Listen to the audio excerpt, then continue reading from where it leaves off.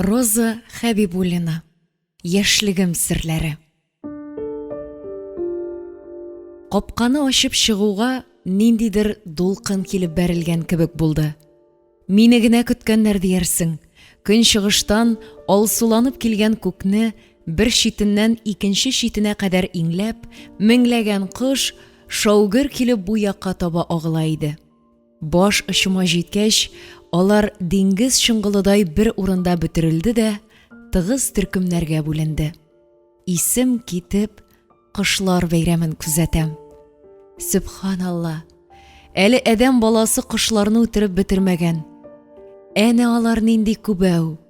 Таулар, әрәмәләр өстеннән очып басуга, камыл арасында калган бөртекләрне чүпләргә ашыгалардыр. Адәм баласы үзен дөнья хуҗасы дип санап яшәгән була. Әнә, кошлар да шушы дөньяның хуҗасы.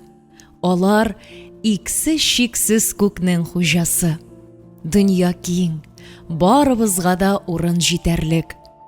Таулар өстеннән кызарып чыккан кояш нурларыннан төнге эңгер таралып, тәрәзә каршысындагы миләш агачлары балкып китте. Салкын чыктан суланган кызыл тәлгәшләр күзнең явын алырлык итеп яналар иде. Үрелеп, бер бөртек миләшне өзеп каптым. Җимеш әчесе аңыма китерде. Дөньяның матурлыгына хәйран калып, нигә чыкканымны да онытып торам икән. Сыерым башка урамга китеп бара. Күршеләр инде сыерларын чыгарганнар. Канау читләрендә маллар кырт-кырт үлән ашый. Кулларына чыбык тоткан хатыннар бик җитди төстә нәрсә турындадыр сөйләшәләр.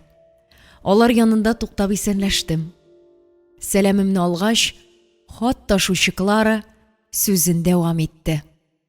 Ире үзенең баш бухгалтеры белән йөргән ди бит. Казанга отчет белән баргач, гостиницада бергә тоткан ди. Гөлчәчәк апа, ир йөри дип асылына китсәң, бу дөньяда хатын-кыз калмас. Йөрмәгән ир бармыни ул? Асылына дигән кытышкыч сүздән йөрәгем ишеп китте. Кларадан кайтарып сорадым. Ни булган? Сафа хатыны асылынган. Кайсы Сафа? Май заводы директоры. Мискин, ялгышкан, әрәм булган. Мин дә шуны әйтәм, Гөлчәчәк апа.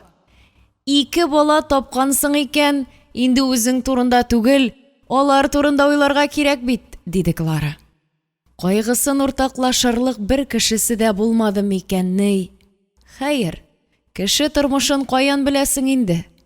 Нәфисә аз сүзле, йомыграк иде. Клара бик катгый рәвештә әйтеп куйды. Юк, җәмәгать, мин мондый эшкә кул куймыйм. Кызганырга да ярамый андый кешене. 2 баласын ятим иткән. Кемгә кирәге бар инде хәзер ул сабыйларның? Клараның күзләренә яшь тыгылды. Ул бик бала җанлы кеше. Үзенең 5 баласы бар. Аның катгый карарына үз фикеремне белдермәдем. Балалар ничек тә үсәр. Исән кеше тормышның рәхәтен дә, михнәтен дә күрер. Ә менә Нәфисә харап булган. Дөньядагы шатлыклар синең өлешеңә дә җиткән булыр иде әле. Ир белән дөнья чикләнгәнмени? Әниең ничек күтәрер бу кайгыларны? Шушы матур иртәләрне яңадан бер кайчан да күрмәссең бит инде, Нәфисә. Кояшның рәхимле нурлары йөзләреңне бер кайчан да иркәләмәс. Нишләптер өйгә керәсем килмәде. Капка төбендәге эскәмиягә утырдым. Нияз чыкты. Карчык, нигә кәефең кырылды? Авырыйсыңмы әллә? Юк, авырмыйм.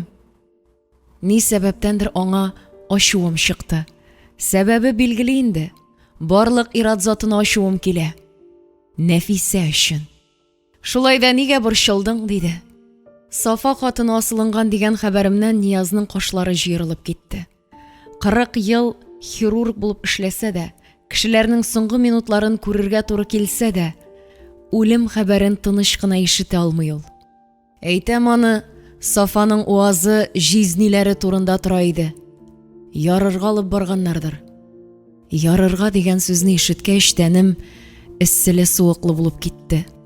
Салкын бүлмәдәге тимер өстәлдә яткан Нәфисәнең сылу гәүдәсен күз алдыма китердем. Кая барма Нәфисә турында сөйлиләр.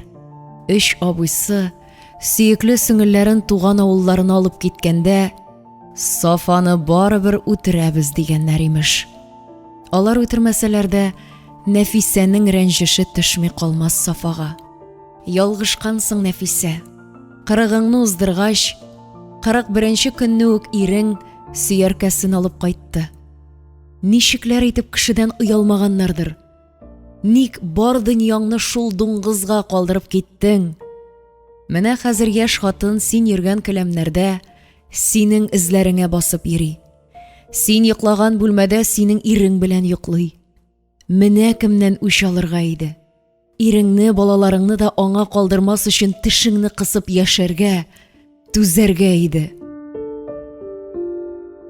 Нәфисә язмышы турында уйланулар күп еллар элек үземнең баштан үткән вакыйгаларны исемә төшерде. Элек томан артына яшеренгән, бер Раббымның үзенә генә билгеле булган киләчәк килә торды. Минем кебек тумыштан йомшак күңелле кеше өчен бу ел тормыш сынауларына чамасыз тыгыз булды. Гыйнвар башында 5-нче курсның кышкы сессиясен тапшырып, авылга кайттым. Кайттык дисәм, дөрес булыр. Чөнки мин үзем генә түгел, карынымда 8 айлык бала. Минем хәлне бәбәйләгән хатыннар гына аңлар. Сөенеп бәбәй көтәм, үзем үлемгә әзерләнәм. Кичә юган кирләрне үтүкләп бетереп булмады, тулгак тын алырга ирек бирми. Нияз ат җиктереп кайтып җитте. Салкын рәхәт һавага чыгып, йомшак печән өстенә утыргач, эш авыртуы кимегән кебек тоелды. Башыма тиле уй килде. Шушы чанада, еракка китеп, бәбәй табудан качып булмас иде микән? Нияз мине бала табу йортының дежуркасына кертеп куйды да кайтып китте. Ул киткәч, шундый кыен булды. Үземне ятим итеп сиздем. Билгесезлектә ялгызым, ярдәмсез калдым. Бәбәйне бик җиңел таптым. Төнге сәгать 11дә кызым кычкырып елап аваз салганда, мин үземне оҗмакта итеп сиздем. Теге авыртуларның изе дә калмады. Тынычланып, изелеп өстәлдә ятам. Шул чак үтереп тә чәй эчәсе килде. Оялып кына Матрена ападан сорадым. Миңа чәй эчәргә ярыймы? Ярамаган кая. Монда инде ул чәйнең тәмле җире дип көлде акушерка. Бәбәй кайткан көнне безнең өйдә шатлыкның чиге юк иде. Тик бу шатлык озакка бармады. Кара болыт кебек кайгы килде. Өйдә бер кич кунгач, температурам кисәк күтәрелеп урынга аудым. Әнкәй өзлектең диде. Хәлем начарланганнан начарлана барды. 4 көннән соң тәнемнең һәр күзәнәгеннән яшькелт шәмәхә төрткеләр тибеп чыкты. Халык телендә аны әпсе типкән диләр. Беләкләремдә үк шул коточкыч тапларны күргәч, үлем килгәнен аңладым. Тик нишләптер курыкмадым. Куркырлык хәлем калмагандыр күрәсең. Фәлән җирем авырта дип әйтерлек түгел. Авыртмаган җирем юк. Чәч төпләреннән алып тырнак очларыма чаклы авырта. Әйтерсең, гәүдәм бер бөтен ачык җәрәхәткә әйләнгән. Носилкага салып, өйдән алып чыгып киткәннәрен хәтерлим. Минем караватның стена ягында алсу одеялга төрелгән ырчык кадәрле генә кызым ятып калды. Февраль айының калган көннәре ярым хушта, ярым хушсыз, аяк-кулларны да кыймшата алмыйча узды. Кичен авыруларга барлык процедураларны ясап бетергәч, миңа морфий кадыйлар. Мин шунда юкка чыгам, наркологик йокыга талам. Авырту да юк, бер нәрсә дә юк. Түзә алмаслык газап тырнагыннан берничә сәгатькә булса да котылам.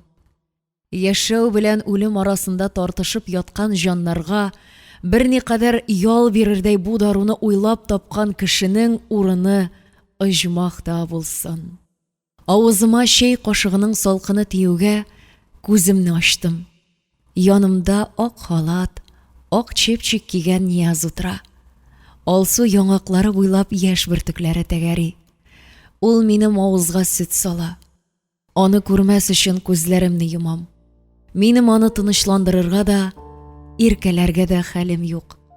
Хәзер минем өчен бер нәрсә дә юк. Барысы да еракта, упкын артында. Мин бер үзем бу якта. Бар нәрсә дә теге якта. Нияз да шунда калды. Балам да, ата-анам да. Көннәрдән бер көнне медсестра минем култык астыннан градусникны алды да кычкырып җибәрде. 37.5. Үскәнем, Гөлчәчәк, температураң төшкән бит. Үземдә үзгәреш сизмәсәм дә, минем хәлдә борылыш башланды. Палатада хәзер пышылдап сөйләшмиләр. Авыруларга күчтән әч килсә, һәммәсе мине сыйламакчы була. Ләкин минем бер нәрсә дә ашыйсым килми. Кем бәхетенә булгандыр? Сабыем бәхетенәме? Мәхәббәт хакынамы? Мин терелә башладым. Карават башларына ябыша-ябыша тәрәзә янына килгәндә, инде урамда яз иде. Тәрәзә янындагы сәрби куакларында өй түбәсеннән аккан сулар катып, бәллүршәм кебек эленеп калган. Кояшта җимелдәп тамган тамчыларны күргәч, җаным талпынып, очсыз-кырыйсыз язгы зәңгәр күккә менеп киткән кебек тоелды. Шигәмдә кан тамырлары тамчылар кебек леп-леп килә. Күңелемдә иксез-чиксез шатлык. Мин исән. Мин исән. Мин шушы матур дөньяда яшим. Шул арада сәрби куагына бер төркем чыпчык килеп кунды. Алар бик шат күңел белән чыркылдаша. Берничәсе сиртмәле коеның бурасына кунып су эчте. Чыпчыкларны күргәч, минем кәеф тагында ныграк күтәрелде. Чөнки алар минем иң яраткан кышларым. Гомер буе алар безнең белән янәшә яши. Әче салкын кышларда да җылы якларга китми. Миңа хәл керде. Палатадагы хатыннардан көзгө сорап алдым. Үземне күргәч исем китте. Көзгедән ябык йөзенә сары кыелган, хәлсез күзләренең нуры сүнгән, аз гына миңа охшаган кеше күренә. Ничә көннәр үлем тынлыгы урнашкан палатада миңа каршы якта яткан керәшен хатыны Антуш апаның көр тавышы яңгырады. Нияз Салиховичка әйтә күрмәгез. Без Гөлчәчәк белән бүген танцыга чыгабыз. Антуш апа белән икебезнең чыгып баруыбызны күз алдына китереп, көлеп җибәрдем. Мин җил иссә авырга торам. Антуш апа уң аягына баса алмый, култык таягы белән йөри. Мартның уртасыннан минем хәл яхшырганнан яхшыра барды. Авызга тәм керде. Кибеп беткән имиләргә сөт төшә башлады. Кызымны минем янга салдылар. Әле 40 да тулмаган сабыем инде тормышның әчесен төшесен татырга өлгергән. Ачлыктан интеккән кызымны башта бала тудыру йортына сөтләре ташыган хатыннарга имезергә йөрткәннәр. Чарасыз көннәрдә әнкәй сыер сөтенә су кушып эчертә башлаган. Яныма китереп салгач, яңагым белән кызымның алсу одеялга төрелгән кечкенә гәүдәсенә сыендым. Бәпкә мамыгы кебек йомшак чәчләреннән килгән сабыемның хуш исен иснәгәч, зәңгәр күзләренә, сызылып киткән кара кашларына, уймак кебек кечкенә алсу иреннәренә карап, тавыш-тынсыз елап җибәрдем. Авырудан соң мин тормышка яңарып кайттым. Хәзер минем өчен һәр яңа көн Ходай бушлай биргән чиксез кыйммәтле бүләк. Сыерчыклар килгәндә өйдә идем инде. Тыгыз берләре шартлап агачлар яфрак ярды. Капка төбендә яшел хәтфә булып бәпкә үләне шытып чыкты. Бар дөньяны юып ләйсән яңгыр яуды. Мин буларны беренче мәртәбә күргән кебек куандым. Авырудан терелгәч, башка бер нәрсәгә дә артык борчылмам дигән идем дә, дәүләт имтиханнары искә төшкәч, тынгысызлана башладым. Курсташларымнан артта калганмындыр. Алар инде күптән әзерләнәләрдер дип уйладым. Май айында без өчәүләп Алабугага киттек. Имтиханнар тапшыру кыен булмады. Борчыласы калмаган.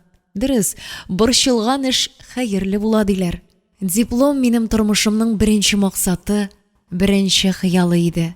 Һәм менә ул минем кулда. Алабугага безне алырга Тургайдан машина килде. Кама буенда паромны озак көттек. Фырсаттан файдаланып, Нияз рәхәтләнеп су кыйынды. Гөлкәй, әйдә син дә кыйын. Су бик җылы, арыганнарың бетәр. Юк, минем су кыйнасым килми. Мин ялганлыйм. Су кыйнасым бик килә, тик оялам. Авырудан ябыккан тәнемне кешегә күрсәтәсем килми. Айдан артык сынаулар тапшырып, тәнгә тагын ит кунмады. Юл бик озак тоелды. Тизрәк кайтып җитәсе, әткәй белән әнкәйне күрәсе, аларны куандырасы килә. Сөенерләр инде мискенкәйләрем. Минем өчен күпме борчылдылар алар. Өйгә кереп, әйберләрне урнаштыргач, дипломны әткәйгә тоттырдым. Менә, әткәй, мин хәзер югары белемле укытучы. Сезгә бик зур рәхмәт. Әткәй өстәл тартмасыннан күзлеген алып, дипломны укый башлады. Тырышып алган белемеңнең игелеген күр кызым дип, әнкәй елап җибәрде. Гомерләрен балалар укытуга багышлаган әткәй белән әнкәй минем укытучы булуыма куаналар. Аларның эшен дәвам итәчәгем белән горурланалар иде. Әнкәйләр безне әзерләнеп көткәннәр. Гөрләшеп ашадык эчтек, аннан соң мунча кирип чыктык. Эх, рәхәттә соң әнкәйләр янында. Җан тыныч, үзеңнең алар канат астында икәнеңне сизәсең, үз кадереңне тоясың. Әнә, ак тәрәзә төпләрендә тамам дип торган кызыл тамчылы гөлләр дә минем кайтуга сөенәләр кебек. Июль азагында Нияз квартирага ордер алып кайтты. Йөзе шат, кызудан тирләп чыккан, чәчләре маңгаена төшкән. Мине шатландырырга шыккан бугай. Күченү ыгы-зыгысы бик күңелле мәшәкать булып чыкты. Төп байлыгыбыз өйләнешкәч тә Нияз алып куйган җыелма өстәл. Хирургия бүлегеннән тимер карават алып тордык. Урын җирне әнкәй күптән әзерләгән иде. Китә башлагач, 4 аш тәлинкәсе, 4 кашык, 4 пар чәшке бирде. Бөтен әйберебез ат арбасына сыеп бетте. Ат артыннан чулпанымны коляскага утыртып, мин киттем. Өстәлне залга, караватны йокы бүлмәсенә кертеп куйгач, бушатасы әйберләр 2 чемодан да китап тартмалары гына иде. Хастаханәнең конюхы Гыйлметдин абыйны сыйлап озаткач, булган әйберләрем белән өйне җыештыра башладым. Тәрәзәләргә челтәр һәм 2 якка ачылмалы чигүле пәрдәләр элдем. Караватны зәңгәр җәймә җәеп, ак мендәрләрне кыбартып куйдым. Залның ишегенә үзем чиккән пәрдәләрне элдем. Ак җирлектәге зәңгәр, сары, шәмәхә чәчәкләр янып яшәреп киттеләр. Эшем беткәч, урта ишек тупсасына утырдым. Бүлмәдә кояш балкый. Моннан да матур үй булмас. Дипломны алып эшкә урнашырга киттем. Мәгариф бүлеге мөдире безгә мәктәптә тарих укыткан абый иде. Аның белән бераз каушабрак исәнләштем. Өстәл артына көчкә сыеп утырган Мирзаян Шарипович мине башта танымады. Кем икәнемне әйткәч, утырырга тәкъдим итте. Эш мәсьәләсе бик важный түгел бит әле, иптәш Хафизова. Дәресләр юк, укытучыларның нагрузкалары кими, чөнки сугыш вакытында һәм аннан соң туган балалар саны бик аз. Менә Тургай урта мәктәбендә 12 сәгать рус теле бар. Анысын да Нияз Салихович сораганга гына бирәбез. Миңа бик читен булып китте. Үземне ниндидер артык сөяк итеп сиздем. Табак битле, кысык күзле мөдир миңа карап елмайган булды. Аның күзләре тар ярыкларга әйләнде. Ул шул ярыклардан миңа кимсетеп карый иде. Бәйрәм ашы, кара каршы абзыкаем. Мин дә сине бик üzülеп ихтирам итмим. Безне укыткан вакытта ук тарих фәнен яратсам да, укытучысын яратмадым. Беренчедән ул укучыларны түбәнсетә, дорфа өндәшә, яраткан сүзе хәсис, үзе колакка каты булгач, иләмсез кычкырып сөйли. Иң үзәккә үткәне, әйтергә дә уңайсыз, хатыннарныкы төсле кабарып торган артын кашый. Андый чакта малайлар көлә, без кызлар уялып партыга капланабыз. Тегенең кулы нәрсә эшләгәнен тоймый. Кай вакыт чалбар балагыннан эчке штанының ак баулары чыгып тора. Күрмәс өчен икенче якка борылып утырасың. Әмма алар магнит кебек гел күзгә чалына. Кыз балага ул җирәнгеч тоела. Яз көне Ниязның да бу абыйга ачуы килеп кайтканы искә төште. Мәктәпләрдә комплектование башлангач, Нияз мәгариф бүлегенә барып, миңа эш белешкән иде. Ул чагында да мөдир ниндидер кимсетү белән: "Ярар, күз күрер, алып кайтам әле дипломын, юкмы, белеп булмый. Диплом алгач сөйләшербез" дип үзен бик һавалы тоткан. Ярар, миңа 12 сәгать дәрестә җитеп торыр. Анысына да риза. Димәк, Ниязның районда дәрәҗәсе зур. 2 ел эчендә үзен яхшы табиб итеп танытырга өлгергән. Әйе шул, терелеп чыккан пациентлары район газетасына рәхмәт хатларын язып кына торалар. Иремнең шундый булуына сөенеп, аның белән горурланып, мөдиргә булган үпкәмне шунда ук оныттым.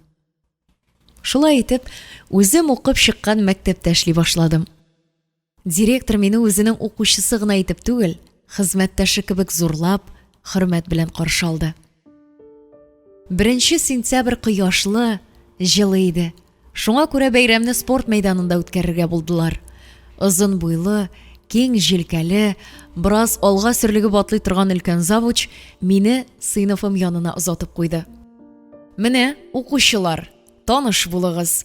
Сезнең яңа сыйныф җитәкчегез Гөлчәчәк Хафизовна." Ул үзе дә безнең мәктәпне тәмамлаган иде. Гел 5-легә генә укыды. Завуч укучылар алдында минем дәрәҗәмне күтәрергә теләгәндер инде мөгаен. Аттестатымда 2-4 бар иде. Линейкага тезелеп баскан балалар арасында минем укучыларым бигрәк тә сөйкемле күренделәр. Ак алъяпкычлы кызлар һәм ак күлмәкле малайларның муеннарында кызыл галстуклар янып тора. Кулларында зур-зур чәчәк бәйләмнәре. Алар миңа кызыксынып карыйлар. Күзләре минем күзләр белән очрашкач елмаялар. Линейка тәмамлангач, укучыларым мине чәчәккә күмде. Дәресләрем бетеп, укытучылар бүлмәсендә чәй эчеп утырганда, 2 күкрәгемә дә чымырдап сөт төшкәнен сиздем. Ул арада кофтага агып та чыкты. Шунда гына кызымны имезәсем барлыгы искә төште. Тирләп пешеп яслегә барып кергәч, идәндә утырган кызымны күреп жәлләүләрем, мискенкәем, ятим бала кебек моңаеп утыра иде. Баламны күтәреп алып, күкрәгемә кыстым. Кызымның мине күргәч сөенүләре, ничек кайда имезергә икән? Як-ягыма каранам, чыр-чу, тавыш, елаш, ничек бу мәхшәрдә бала имезәсең? Өйгә алып кайтып китәм. Өлкән тәрбиячедән рөхсәт сорадым. Кызымның юеш ыштаннарын төреп бирделәр. Шулай итеп, Чулпанның да яследә 1 эш көне кыска булды. 1959 елның 1 генә көне калды. Бәйрәмне оештыру сыйныф җитәкчеләренә кушылды. Өйгә йөгереп кайтып, ашык-пошык 1 чәшке чәй эчтем дә тагын мәктәпкә чаптым. Бүген спортзалны танырлык түгел. Уртада зур чыршы әйләнеп утыра, почмакларда ап-ак карга күмелеп кечкенә чыршылар тора. Әйтерсең, урман аланы. Маскарадта иң матур киемнәр минем сыйныфтан булып чыкты. Ай буе әзерләнгән идек шул. Мушкетерлар, йылдыз санаучылар, Таһир Зөһрәләр һәм тагын әллә кемнәр. Чыршы янында килеп сарып, укучыларны биетеп җырлатып, кар кызы белән кыш бабайны каршылап, алар белән уйнап 3 сәгать кайнашканнан соң бүләкләр өләшү башланды. Призларны тапшырып, бүләкләрне өләшеп, кичәне йомгаклап торганда мине чакырып алдылар. Коридорда мамык шәл ябынган Миңзиф апа елмаеп тора. Салкыннан битләре кызарган. Исәнме, Гөлчәчәк үскәнем? Мин син алырга килдем. Кая? Тәслимә 2-3 пар гына кунак чакыртып алырга булды. Ул алдан әйтеп тормаган инде. Нияз белән дә, Аркадий Николаевич белән дә больниста сөйләшкән. Әйдә киен, сине көтәләр. Нияз кайда икән соң? Аны күрергә кирәк бит. Нияз анда инде. Сине генә көтәләр. Сәерсенеп киттем. Ничек инде миңа әйтмичә, мине көтмичә бер үзе киткән. Бәйрәм матур итеп үткәч, өстән таудай бурыч төшкәнгә сөенеп тора идем. Менә кайтам да мичкә ягып җибәрәм, аннан кызым янына йөгерәм дип хыялланып торганда планнарым җимерелде. Кунакка барасым килми, нигәдер аягым тартмый. Бик арыдым, Миңзиф апа. Көне буе мәктәптә бүген чулпанымны да әнкәйләрдән алып кайтасы бар. Чит кешедә түгел бит, әбиләрендә. Бер кич кунса бер ни булмас. Әйдә, кунакта ял итәрсең. Ишек кырындагы көзге янына барып бастым. Кыяфәт ярыйсы икән. Бәйрәмгә үзем яраткан ярым декольте кара бәрхет кофта һәм күк итәгемне кигән идем. Матур инде, матур. Хан кызы кебек, диде Миңзиф апа. Әйдә, апаем, көтәләрдер. Урамга чыккач, салкын һава тынга капланды. Аяз күктә көмеш тәңкә кебек ай балкый. Йылдызлар чикрәеп тора. Нык суыткан. Чатнама суыктан соң хуш исләр таралган җылы өй оҗмах кебек күренде. Безгә ярып кергән салкын һава ак болыт булып коридорга таралды. Башына ак яулык чигән, биленә шелтәрле яшел алъяпкыч бәйләгән Тәслимә апа мине кочаклап алды. Әйдә, Гөлчәчәк үскәнем, шишен, түрдән үс. Тәслимә апа да безгә чыбыгычы талбашы кардәш, ул рентгенолог булып эшли. Шишенгән арада зал ягында әкрен генә сөйләшкән тавыш ишетелде. Менә Гөлчәчәк тә килде. Аркадий Николаевичлар гына күренми, дип Тәслимә апа аркамнан сөя-сөя залга тәрде. Хәерле кич, дидем дә тукталып калдым. Бүлмәдә 2 кунак. Түгәрәк өстәл түрендәге диванга аркасын терәп Нияз утыра. Өстәлнең икенче ягында озын яссы яфраклы, түбәсе түшәмгә тигән ямь-яшел фикус астында аягын аякка чалып, тезләрен ялтыратып педиатр Рауилә утыра. Икесе бергә килгәннәр дигән уй башыма йөгерде. Нияз янына барып утырдым. Ул тамагын кырып куйды, димәк дулкынлана. Фикус астындагы Рауиләне күзәтәм. Ул күзләрен кысып, йылмаеп, минем иремә карап утыра. Ниязга борылсам, ул да йылмаеп Рауиләгә текәлгән. Карашлары белән иркәләшәләр, аңлашалар, әйтерсең икесенең арасында утлы җеп сузылган. Аларның уятсыз карашларын күргәч, йөрәгем әллә нишләде. Хак икән, Фагыйлә апа сөйләгәннәр хак икән. Утсыз төтен буламыни? Мин юләр. Бер нәрсә уйламый йөрим. Булар бит гыйшык утына чумганнар. Мине бар дип тә тормыйлар, бер-берсеннән күзләрен ала алмыйлар. Тамак төбенә тиер утырды. Сулыш кабудан күкрәгем кысылды, йөзем дә кызыша башлады. Бу нәрсәнең кай җире миннән артык? Текәлеп йөзенә карадым. Мин аның җитешсез якларын эзләргә керештем. Шәшенә матур прическа ясаган. Кирпеч төсле күлмәге килешеп тора. Аякларында капрон оек. Эзләсәм дә үземә юаныч булырлык кимчелекләрен таба алмадым. Ниһаять, тегеләрнең әңгәмәсе өзелде. Бүлмәдә уңайсыз тынлык урнашты. Нияз тагын тамагын кырып куйды. Йодрыкларым кысылды. Өстәлдәге помидорлар, кыярлар чумган тозлы суны савыты белән Ниязның чырайына каплыйсым килде. Чак кына тыелып калдым. Түземлегем бетте. Нәрсәдер эшлисем килә. Булмас. Андый түбәнлеккә төшмим. Сикереп тордым да ашыгып коридорга чыктым.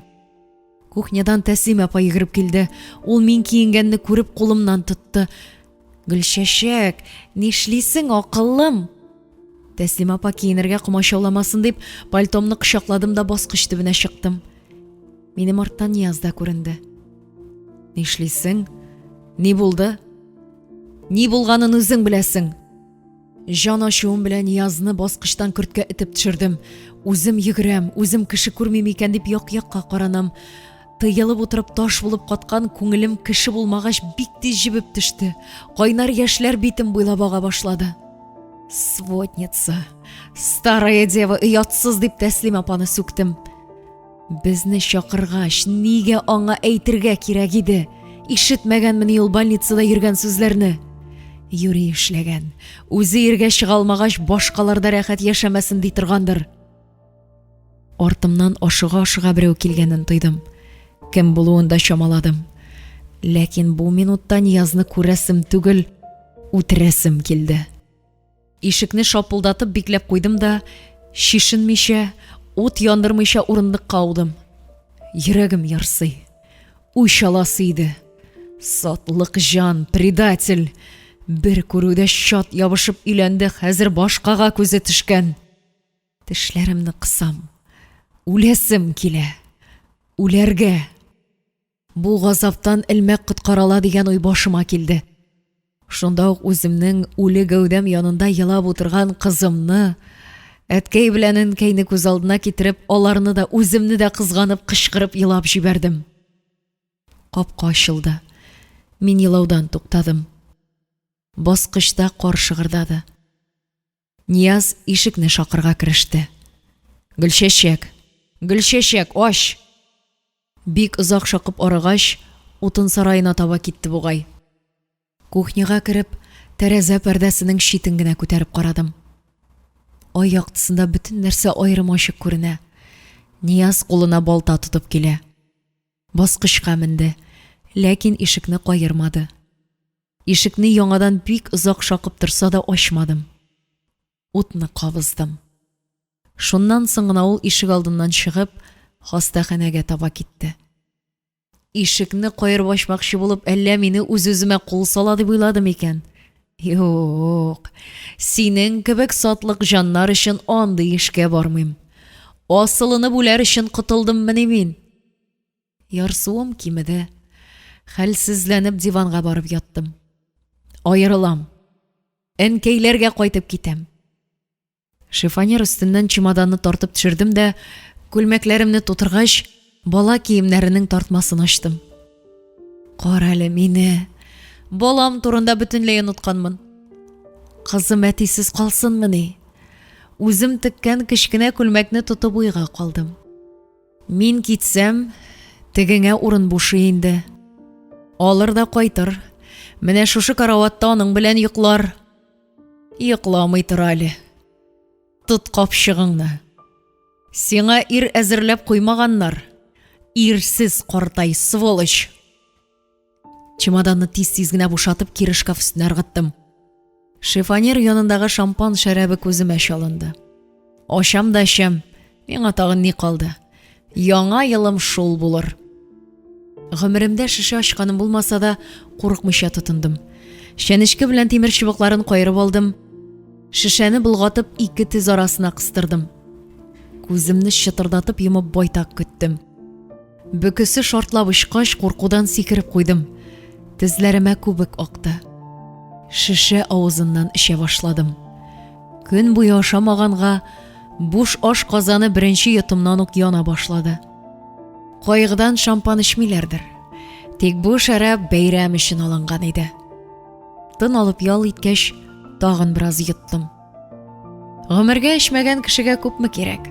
5-6 минуттан буыннар йомшарды. Туңган аяк куллар, эшләр җылынды. Хәлсезлек, авырлык басты. Җанны телгәләгән газап каядыр чигенде, битарафлык, ваемсызлык биләп алды. Тән хәлсез булса да, баш аек. Нияз мине күп эчкән дип уйламасын әле. Шишәне тибеп очырдым. Шише шапылдап ауды да, татлы шәраб идән буен чагып китте. Пальтомны гына ябынып диванга яттым. Әнкәй, алъяпкычының итәген муенына бәйләп, зур куактан балан сыдыра. Алъяпкычы инде тулган, җирдә яткан капчыкка баланны бушатасы бар. Кызым, син әнә теге күгәнне җый дигәнкәй. Мин күгән куагы янына килдем. Шәнти бармак озынлыгындагы энәләре як-якка тырпаеп, куакның очына кадәр үскәннәр. Ә җимешләре... Әнкәй ягына караган идем, котым очты. Ул җыйган балан куагы ялкынга уралган, чатырдап яна башлаган. Әнкәй! Әнкәй дәшми, аның хәле начар, әнкәй үлә. Мин йөгерәм, әнкәйне җитәкләп, аны коткару юлын эзлим. Ары чабам, бире чабам, һәр яктан дөрләп ут килә. Тар гына арада ут аша әнкәйне алып чыгам, йөземә агачларның энәләре кадала. Нияз мине диваннан күтәреп алганда уянып киттем. Аның үсәргә өлгергән сакал мыегы минем битне тырмаган икән. Йөрәгем дөп-дөп тибә. Уф, төш кенә булган икән әлеге мәхшәр. Әнкәй исән. Аллаға шөкер. Нияз мине йокы бүлмәсенә алып бара. Костюмыннан сизелер-сизелмәс кенә гадәттәгечә таныш ис, йод һәм эфир исе килә. Муенына сарылдым да иремнең миңа нинди кадерле икәнен, аннан башка бер көндә яши алмаячагымны аңлап, елап җибәрдем. Борчылу, газаплану һәм шуның өстенә ач карынга эчкән шампан бөтен хәлне алган. Икенче көнне бик соң гына уяндым. Күземне ачканда инде тәрәзәләр яктыра башлаган иде. Салкын җил инең җылысын алып бетергән. Борын очым, иңсәләрем туңган. Юрганны күзгә кадәр тартып ябындым да, янымда яткан Ниязны күзәтә башладым. Ул миңа таба карап яткан.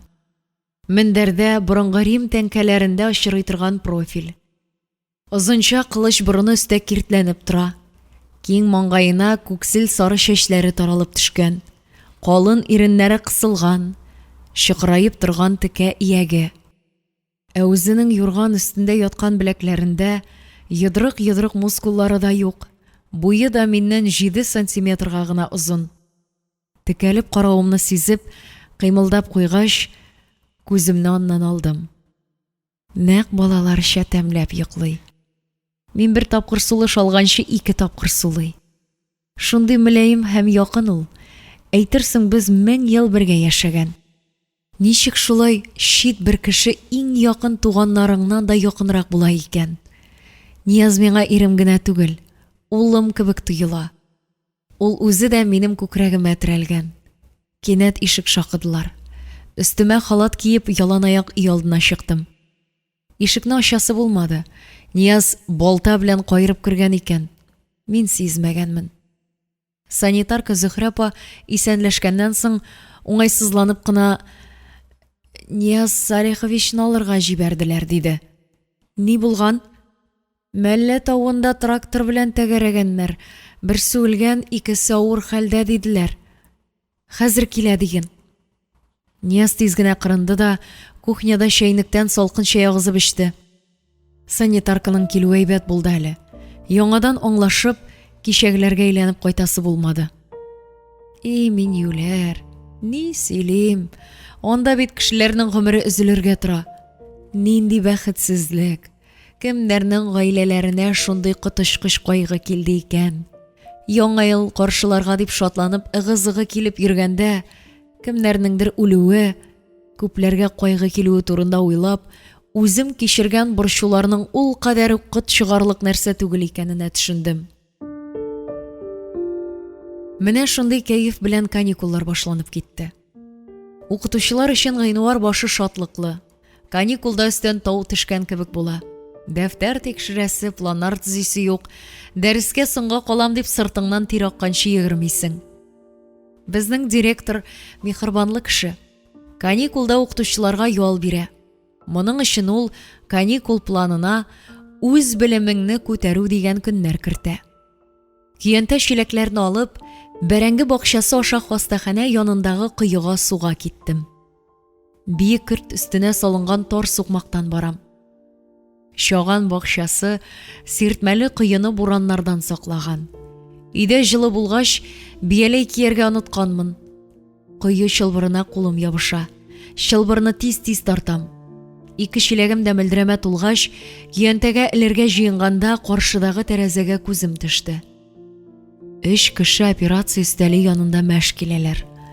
Ак халат, ак башлык кигән Нияз кемнеңдер эшен актара. Берсе әйберләр биреп тора. Пыялы аша аермачык булып инструментлар ялтырый. Баскан урынымда катып калдым. Иремне миңа бөтенләй таныш булмаган халәттә күрү шул кадәр сәер, гүя ниндидер ят кешене күрдем. Шул чак берәү бинт алып Ниязның маңгаен сөртә башлады. Йөрәгемә ук кадалган кебек булды. Кемдер Ниязның йөзенә кагыла. Әллә көнләшүдән, әллә салкыннан тәнем калтырый башлады. 3нче кеше теге бугай. Йөрәгемнең шул кадәр әрнүе бүлмәдәгеләргә дә барып җиттеме, нәрсәдер сизенеп тәрәзәгә карадылар. Хушыма килеп көянтәгә ябыштым. Тар сукмактан өйгә ашыктым. Гаилә бер булса да, тормыш аерым үтә икән. Әнә ул һаман тегенең белән. Эшне алыштырып, Нияз янына күчәргә кирәк. Медицина белем алырга кирәк. Ничек укыйсың ди? Балаң белән иреңне кая калдырасың? Рауиләгәме? Юк, бер нәрсә дә үзгәртеп булмый. Ничек булган шулай кала. Кеше гомеренең күбесе кайдадыр читтә, гаиләдән аерым чит кешеләр арасында үтәргә дучардыр күрәсең. Яңа су салып чәй куйдым. Ул арада яңа килгән журналларны алып укырга яттым. Күзем йомыла башлаганын сизеп, кухняга чыксам, чәйнең борыныннан пар атып утыра. Төнге 12 җиткән. Операция бетмәде микәнни? Күңелемдә шик туды. Мич башыннан киез итекләремне алып ялан аякка кидем. Эчке күлмәк өстеннән генә пальтоны элдем дә теге тар сукмактан хирургия бүлегенә таба чаптым. Хастаханә караңгылыкка чумган. Димәк, операция беткән. Нияз хәзер кайтып керер. Кире өйгә йөгердем. Кайтып тиз генә чишендем дә урынга менеп яттым. Эзләп йөри дип уйламасын әле. Туңган тезләремне шкып җылытырга тырыштым. Сәгать 1. Тегенең белән киткән. Ә мин юләр анымында көтеп ятам. Сабырлыгым сынды. Чыгып йөгерәсем, эзләп табасым, чәйнәп өзәсем килде. Ашу килүдән, борчылудан арып беттем, авызым кипте. Кухняга чыктым да, ипигә май белән варенье ягып чәй эчәргә керештем. Күп ашаганымны да сизмәдем. Кайберәүләр борчылганда тамактан үтми диләр. Ә минем киресенчә, Ниязга ачуым килсә тамагым ача. Чәйнең шифасы тиде, тынычлана башладым. Тәнемә рәхәтлек таралды. Баскычта Ниязның аяк тавышлары ишетелгәндә, әле өстәл янында утыра идем. Нияз йокы бүлмәсенә кереп чишенә башлады. Нишләп бу кадәр соңга калдың дим. Операция озакка сузылды ди. Ни булды соң? Берәүнең сукыр эчәгесе шартлаган. Перитонит. Әле яңа гына беттеме? Күптән түгел генә диде Нияз тотлыгып. Ялганлама. Сәгать 12-дә операционныйда ут юк иде инде. Аннан соң кайда йөрдең? Мин бер җирдә дә булмадым. Ничек инде булмадың? Сәгатьтән артык. Теге сучкың янында идең, беләм. Аның аулак өенә баргансыз. Иртәгә ятүк чырайын умырып кайтам әле мин ул оятсызның. Бер нинди аулак өйдә түгел. Төнлә бер үзем кайтырга куркам дигәч, озатып куйдым, шул булды. Бер үзе кайтырга курка. Бер үзем йокларга куркам дисә, шунда киреп йоклар идеңме? Нияз эндәшмәде. Ярар, мин дә атна буе 2нче сменадан төнлә генә кайтам. Моннан соң миңа да курка башларга кирәк. Озатыр кеше табылыр. Минем сиңа карата начарлык эшләгәнем юк. Ниязның шул сүзләренә ышанып тынычландым. Аңа ышанырга өйрәнгәнмен. Чөнки бер күрүдә гашыйк булып, аны иң гадел, иң ышанычлы, тугрылыклы кеше дип белә идем. Каникуллар бетәр алдыннан план буенча сыйныф җитәкчеләре укучыларның өйләренә йөреп чыгарга тиеш иде. Бер көндә 30 укучының өендә булырга кирәк. Ярты көнем узып китте. Нибарысы 9 өйгә кереп өлгердем. Һәр гаиләдә чишенергә, хәл-әхвәл сорашырга, укучының эш урынын карарга кирәк. Җитмәсә, күбесендә чәй эчәргә кыстыйлар. авылның бер очыннан икенче очына йөреп арып беттем. Өйгә кайтып җиткәч, почта тартмасыннан газет-журналларны алып кердем. Менә хәзер рәхәтләнеп чәй эчә укыйм. Газетларны селкегән идем, өстәлгә бер конверт белән кечкенә кәгазь кисәге килеп төште. Сөенеп хатны кулга алдым. Таныш булмаган кул белән миңа адресланган кәкре-бөкре хәрефләр белән язылган бу хатның нәрсә икәнен шунда ук аңладым. Аноним хат. Кулымны пешергән бу хәерсез хатны өстәл читенә тәрдем. Икенче кәгазь Мәскәүдән бандероль килү турында. Репин, Левитан, Брюловларның альбомнарын сорап язган идем. Нинди түземсезлек белән көттем мин аларны. Хәзер исә бу хәбәргә куана алмадым. Теге хат кәефемне кырды. Минем аны ачасым да, укыйсым да килми. Андагы хәбәрдән куркам. Гөлчәчәк сеңлем, бу хатны сине якын күргәнгә язарга булдым. Сеңлем, сак бул, Рауилә иреңә чат ябышырга тора. Гел аның тирәсендә шуала. Кирәксә кирәкмәсә дә үз дежурында Нияз Салиховичны чакырта. Әллә ничә тапкыр ирең аның өчен дежур торды. Тегене ял иттерә.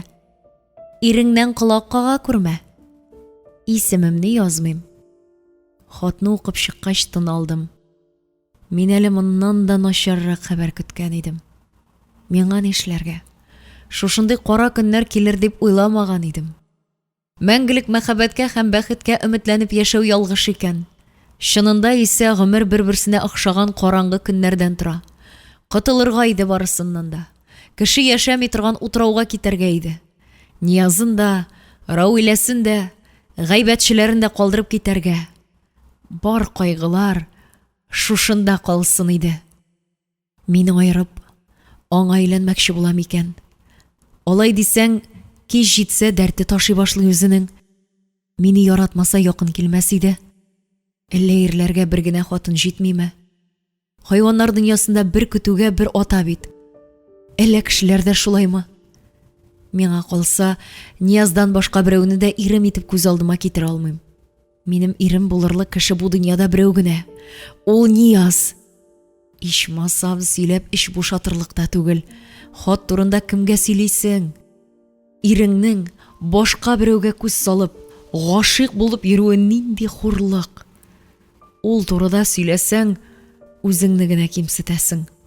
Сөйләмәсәң дә халык арасында таралгандыр инде. Шулпанымны алып кайтып ашаттым да, чанага утыртып әнкәйләргә ашыктым. Ярый әле әнкәйләр бар. Алар булмаса нишләр идем? Без килеп кергәндә әткәй өстәл башында газета укып утыра иде. Әнкәсе, кунаклар килде. Каршы ал, диде ул безгә сөенеп. Әнкәй яулыгын рәтли түр яктан чыкты. Шулпанны шишендереп идәнгә төшердем. Ул тиз-тиз мүкәләп китте. Кызыма 11 ай. Тәпи йөрми әле. 4 аяклап чаба. Әнкәй савыт саба әзерли башлады. Ябыгып, тартылып киткәнсең әле, кызым. Эш күп бит, әнкәй. Йокы тими. Эш гомергә дә бетми ул. Үзеңне сакла. Бик борчылганга охшыйсың. Кияү белән арагызда берәр нәрсә юктыр ич. Нигә алай дисең? Берәр сүз ишеттеңме әллә? Ишетмәдем. Әйтергәме, әйтмәскәме дип икеләнеп торганнан соң тәки түзмәдем.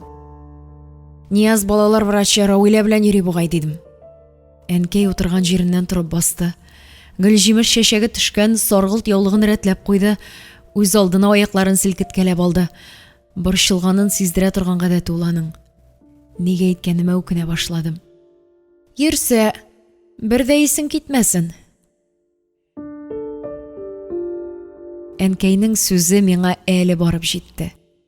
Эх, әнкәй, 59 яшьтә бәлки шулай дип буладыр.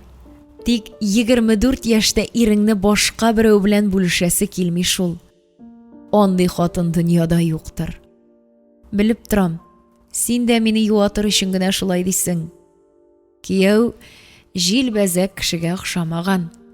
Бер пычрак өчен гаиләсен ташламас. Әнкәй, мин кечкенә чакта Дәүләтшә бабайның яшь хатынга өйләнгәнен сөйли идең. Ничек булды ул? Сөйлә әле тагын. Сөйлей кетсән. Бабай әби өстеннән йөргәнме? Нинди йөрү ул чакта? Нишләп бабай икенче хатын алырга булган? Бай нәселдән түгел ичбез. Ярлы да түгел. Урта хәлле крестьян иде бабаң. Җиребез җитәрлек иде. Әткәй малны күп асрады. Әллә ничә ат, әллә ничә сыер, көтүе белән сарык, аның өстенә колынтайлар, бозау үгезләр, кышка 2 тай суя идек. Гаиләгез ишле. Әйе, 9 бала үстек. Әткәй яшь хатын алып кайтканда, Махиямал апам белән Хәдия кияүгә чыкканнар иде. Бер тапкыр күрше хатыны безгә йомышка кергән. Әллә онсырап шунда. Ярлы тол хатын иде ул. Әнкәй шыланга чыгып киткәч, әткәй теге хатынны Гөлбәшкә кысрыклап имиен тотып маташа икән. Әнкәй өсләренә килеп кергән. Ни эшләгәнен күреп, әткәйнең арт шәрифенә типкән. Оятсыз, җир бит нишлисең дигән. Әткәй Гөлбәштән бурлаттай кызарып чыккан. Ул бик каты усал кеше иде. Шит хатын алдында мыскыл иткәнгә бик нык хурланып, Нәфисәмал, мине шулай мыскыл иткәнең өчен өстеңнән өйләнәм. Билләһи дип әйтәм, өйләнәм дигән. Әнкәй бу сүзгә игътибар итмәгән. Куркыту өчен генә сөйләнә дип уйлаган. Шул елны безнең авылның мулласы үлеп китә. Яшь кенә килеш 2 баласы белән абыстай тол кала. Бер көнне әткәй базардан йөк белән кайтып килә икән. Мулла абзыйлар турында абыстайның тавышын ишетеп арбасыннан төшкәндә, кыйма ярыгы аша күзәтеп тора башлаган. Абыстай күркәләр ашата икән. Җим сипкәндә Сәрбихирамның җиңе күтәрелде дә, ап-пак йомры беләкләре күренде. Шунда гашыйк булдым дип әткәй кемгәдер сөйләгән. Абыстайның ата-анасы юк иде. Әткәй абзалары белән сөйләшкәндә, яучы җибәргән. Тегеләр риза булганнар. 2 балалы тол хатын абзыйларына кирәк булмагандыр күрәсең. Ул чакта хатын-кыз ялгыз дөнья көтәрлек идемени? Җир сөрә аламы ул, икмәк чәчә аламы? Бик тиз генә никах укытып, 2 баласын ияртеп абыстай безгә төште. Яшь хатын төшкән көнне әби мәрхүм ничек чыдады икән? Безнең ише бала чага ни аңлаган дисең? Әнкәй мәрхүм үзе генә белгәндер. Безнең өчен кызык кына ул. Абыстайны өр-яңа тарантаска утыртып алып килделәр. Аның шибәрлеген күрсәң. Бәбәй итәкле кызыл кәшемер күлмәк өстеннән бәрхет камзул кигән. Башында инҗеле калфак. Көмеш тәңкәле чәчкап таккан. Көмеш беләзекләр, йөзекләр дисеңме? Битенә иннек кершән яккан. Ул бит безнең Хәдия түтәйләребезнең яшендә генә иде. 2 көндәшнең бергә яшәвен күз алдына да китереп булмый. Бер өйдә яшәмәделәр алар. Әнкәй безнең белән өске өйдә, абыстай 2 баласы белән аскы өйдә торды. Мескен әби, ничек түзде икән? Тавыш гауга булгандыр бәлки, хәтерләмим. Әнкәй әткәйнең өйләнүенә ризалык бирде. Абыстай төшкән көнне ашны үзе әзерләде, мунча якты. Әйттем бит инде, безнең әткәй усал иде. Аннан барыбыз да куркып тора идек. Кыйный иде мәллә? Юк, күтәреп сукканы булмады. Тәләпчән иде диясем килә. Мескен абыстай, надан мужикка ни дип чыккандыр инде.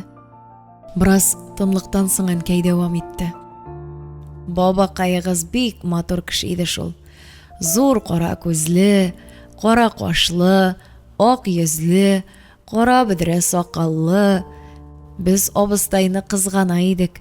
Әнкәй өйдә калыр иде, абыстай яшь килен булгач, яз башыннан алып, кар яуганчы безнең белән басу эшеннән кайтып кермәде.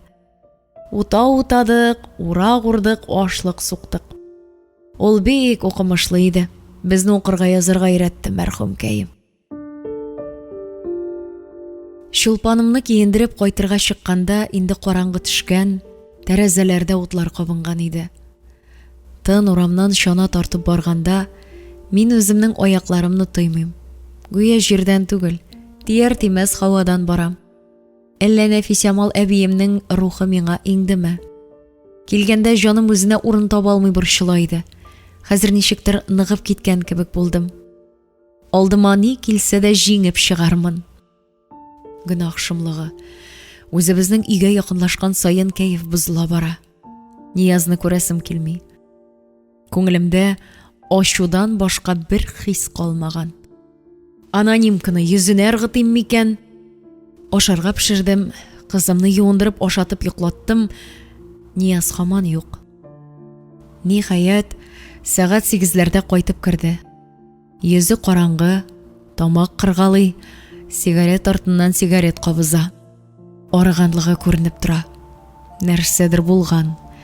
Эшендә күңелсезлек килеп чыккандыр мөгаен. Ул хирургия журналын алып, йокы бүлмәсенә кереп китте. Ярар, сөйләшергә җай чыкмады. Вакыты җитәр әле. Нәрсә булды дип хастахана хәлләрен сорашканны яратмый Нияз. Сөйлисе килсә, сөйләр әле. Мин дә берничә журнал алып укырга яттым. Янәшә караватларда журнал кыштырдатып чит кешеләр кебек ятабыз. Миңа бик күңелсез, елыйсым килә. Бер ярты сәгать яткач, торып кухня ягына чыгып китте. Баскан килешкене табаны ачып салкын бәрәңге ашый бугай. Мин дә аның янына чыктым. Хәзер җылытып бирәм. Ярар, җылытып торма шул килешкене ашыйм. Алай тәмле булмый ул. Табаны кайнарлап биргәч, чәйнекне җылытырга куйдым. Итле бәрәңге, кайнар чәй Ниязның кәефен күтәрде. Теле ачылып китте. Больницада берәр хәл булдымы әллә? Бер карт үлде. 3 көн буе эче авыртып яткан. Балалары больницага илтәбез дигәч, каршы килгән. Хәле бик начарлангач бүген китерделәр. Операцияны классический ясадык. 30 минутта эше бетте. Тик картның йөрәге күтәрә алмады. Сукыр ишәгесе шартлаган. Ярты метрлап ишәгесе каралган. Некроз иде. Аны кисеп алдык. Вакытында килсә бабай, 6-7 көннән терелеп кайтып китәсе иде. Безнең халык надан шул. Балаларны аңлаттыгызмы соң? Аңлаттык. Кеше кадәр кеше үлгәч, Нияз авыр кичергәндер инде. Эше бигрәк кыен. Мин аны монда сүгеп ятам, ә ул анда кеше тормышын коткарыр өчен җаны тәне белән тырыша. Ярый әле кайтуы белән йөзенә ябышмаганмын. Әнкәйләргә мунчага барырга дип киемнәрне түкли башладым. Шул чак кемдер ишек шакыды. Калын ак свитер, ак йонбашлык, чаңгы ботинкалары кигән Хәйдәр килеп керде. Җилдән кызарган йөзе көлеп тора, аппак эре тешләрен күрсәтеп авызын йырган. Хәйдәрнең тавышын ишетеп Нияз чыкты. Кунак Ниязга кулын сузып: "Привет, чаңгыда йөрергә уйлаган идек. Башта сезгә кирип чыгарга булдым", диде. Нияз кунакны олы якка чакырды. Мин өстәл әзерли башладым. Гомердә булмаганны нишләп безгә кирде әле бу? Ярыйлап пешкән ризыклар бар чакка туры килде. Нияз диванда сүзсез утыра, ә Хәйдәр зур ботинкаларын салырга ашыкмый. Таш ярырлык тавышы белән бер үзе бүлмәне шаулата. "Понимаешь, Рая белән Ялкынны чаңгыга чыгарбыз дип килешкән идек. Бүген сәгать 10-да кирсәм, әле йокыдан да тормаганнар. Ишекләрен көчкә ачтым. Бүлмәләрендә күрсәгез." Хәйдәрнең хихылдавыннан тәнемә бака тигән кебек булды. Әнекәем, багана кебек ирдән шундый чүпрәк тавыш чыгар икән. Сөйләшкәндә матур гына баритон үзендә, көлүе нәкъ хатын кызларныкы. Хихылдап туйгач, Хәйдәр сүзен дәвам итте. "Рая кыска гына балаклы пижамадан кире юрган астына чумды. Нишләп йоклап ятасыз, әллә чаңгыга чыкмыйсызмы дигәч, бераз көтеп тор, йокым туймады әле", ди. "Әйтерсең, королева бүлмәләрендә кошмар, утырыр урын юк. Еще знаешь..." Бу урында Хәйдәр тавышын әкренәйтте. Карават астында ночной горшок. Ну прямо как королева. Шәһәр кызы бит. Тышка чыгарга өйрәнмәгән. Рауиләнең төнге шүлмәге мескен Хәйдәрнең хушын алган. Сизелеп тора. Гомер буе Рауиләнең шүлмәген ташырга риза инде бу. Хәйдәр сөйли дә хихылдый, шатлыгы эченә сыймый. Сүзгә Ниязда кушыла. Ләкин аның кәефе киткәне сизелә. Күрәсең, шүлмәкле королевадан өметен үзми. Хәйдәрнең Рауилә турындагы тирадылары тәмам туйдырды. Минем өемдә сәгатьтән артык һаман шуны сөйләшәләр. Ишемдә ачу үрләгәннән үрли бара. Түземлегем калмады. Сумкага мунча киемнәрен тутырдым да тегеләр янына чыктым. Йылмайып Хәйдәргә дәштем. Раечкаң янына баргач, теге горшокны түгәргә онытма. Хәйдәрнең аптыраудан авызы ачык калды. Февраль азакларында директор мәктәптә эшләүче барлык кешеләрне зур киңәшмәгә җыйды. Трибуна артына кереп баскач, күзлек өстеннән барыбызны да карап чыкты да бик тантаналы итеп сүз башлады. Иптәшләр, мин бүген райкомда булып кайттым. Безнең мәктәп коллективына бик җаваплы эш тапшырдылар. Хатын-кызлар бәйрәменә спектакль әзерләргә куштылар. Бу мероприятиедән бер кеше дә читтә калырга тиеш түгел. Бездә көч җитәрлек, берегез дә артисттан ким түгел, понимаешь? Бүгеннән үк эш башлансын. Тагын бер кат кисәтәм. Беркем дә бернинди сәбәп тапмасын. Барыбыз да катнашабыз. Шау-шу килеп бака туе ясап алгач, мәктәпнең күптәнге артисткасы Фагыйлә апа пьеса эзләргә үзе ризалашты. Ул эшне бик тиз тотты. Икенче көнне үк безне җыеп, Тамырлар дигән 2 пәрдәлек пьесаны кычкырып укып чыкты. Бу әсәр авыл тормышын чагылдырган җиңел генә комедия иде. Артык сайланмыйча гына рольләрне бүлештек. Мин бик инсафлы авыл кызы. Миңа гашык буласы читтән кайткан зимагур егет ролен Василга бирделәр. Бу яңа мәшәкать минем өчен шатлык кына булды. Институтта укыганда 5 ел драм түгәрәктә шөгыльләнеп, ел сайын зур-зур спектакльләрдә уйный идем. Рәйсә Ишмуратованың Бай кияү дигән комедиясен күрсәткәннән соң пәрдә төшкәч, мәдәният училищесы режиссеры сәхнәгә менде. Котлап кулымны кысты. Әгәр бүген сәхнәдә үзешчән артистлар икәнен белмәсәм, профессионал артистка уйный дип уйлаган булыр идем. Сеңлем, сез чын талант иясе. Мин сезгә театр студиясенә барырга киңәш итәм. Кая инде ул театр студиясе? 3 курс укыганнан соң ничек институт ташлыйсың? Ата-анаң пенсияне тартып сузып яшәп ята. Беренче репетициядән соң өйгә канатланып кайттым. Нияз кәефсез каршы алды.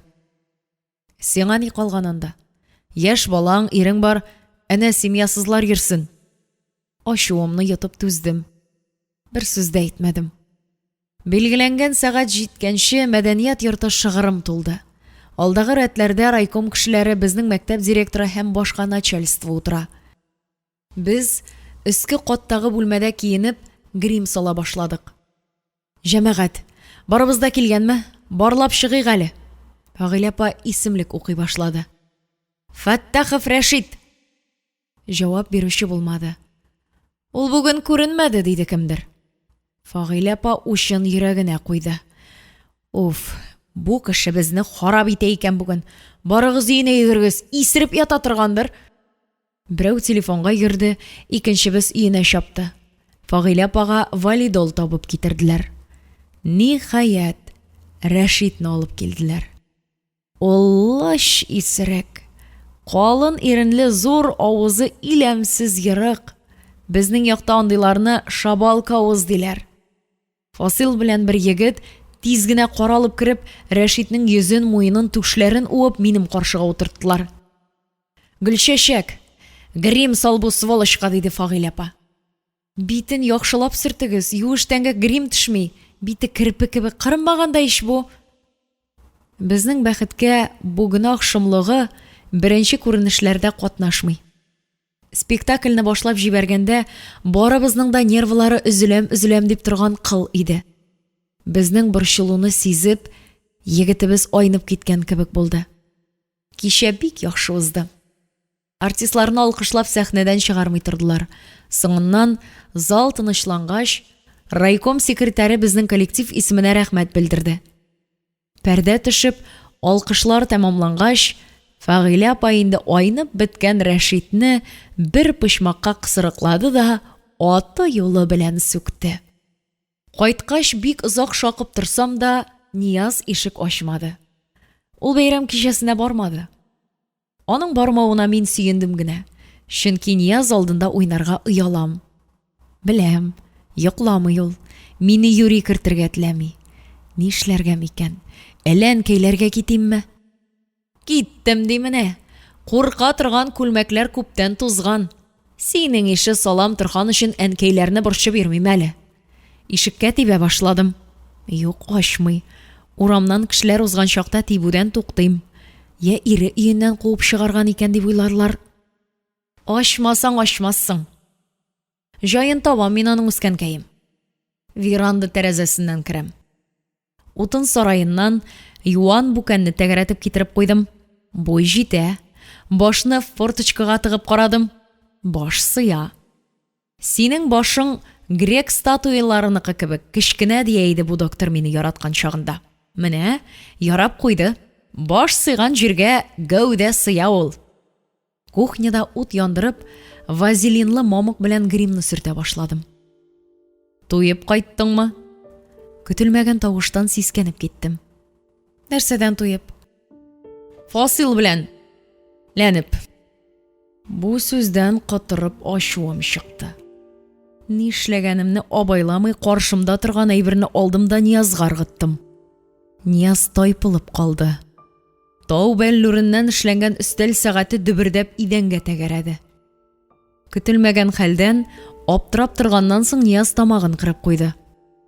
Я минем белән әйбәтләп яшисең, я театрда уйныйсың. Мине мыскыл итеп йөрергә не позволю.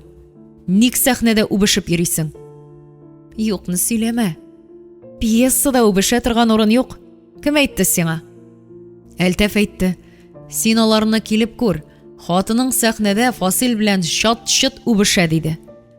Хайван синең Әлтәфең. Килеп үз күзләрең белән күрергә башта.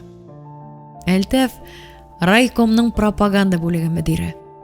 Ул спектакль алдыннан лекция сөйләгән иде.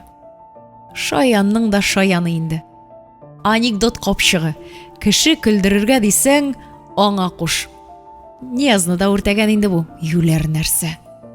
Ачуым басылды. Сәгатькә дә берни булмады. Тәпие генә төште. Текелдәп идәндә йөреп ята бирде. Ялдан соң мәктәпкә баргач белдек. Мондый хәлләр бер минем белән генә булмаган икән. Физика укытучысы Зинфираны да ире кертмәгән. Мунчаларында кунган. Башка гаиләләрнең дә шундый әкәмәтләрен белгәч, күздән яшьләр килгәнче көлдек.